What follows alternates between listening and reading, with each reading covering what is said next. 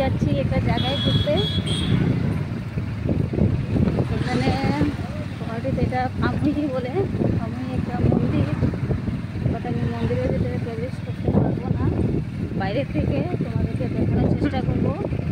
এখন আমি রাস্তায় আছি বাইকে।